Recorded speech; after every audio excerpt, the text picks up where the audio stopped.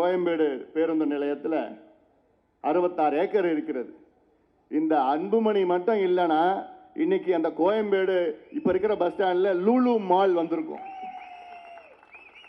ஒருத்தன் தான் அதை தடுத்து நிறுத்தி இருக்கிறான்.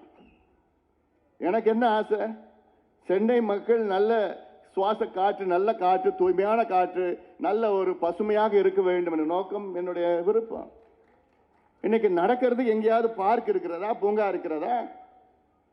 சென்னையில் எவ்வளவு பெரிய பூங்கா, எவ்வளவு பெருசு தெரியுமா?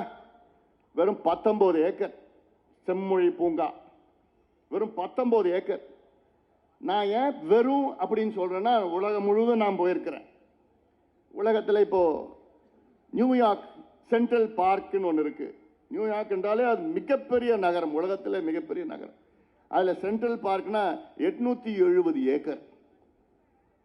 லண்டன்ல ஹைட் பார்க்னு ஒன்று இருக்கு, அது எவ்வளோனா 400 ஏக்கர்.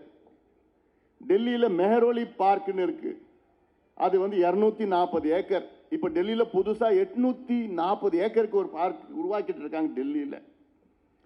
பெங்களூர்ல சிம்ஸ் பார்க், அது 220 ஏக்கர். இப்படி ஒவ்வொரு நகரிலும், இந்தியாவிலும் சரி வெளிநாடுகளிலும் சரி, ஒவ்வொரு நகர மையத்தில் பெரிய பூங்காக்கள் இருக்கும்.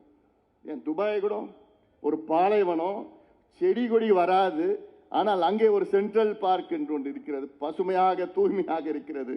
ஆனால் இங்க 60 ஆண்டுகள் ஆண்டு நாசப்படுத்தி பேரு தான் சிங்கார சென்னை, சாக்கடை சென்னையாக மாற்றிவிட்ட இந்த சாக்கடை ஆட்சி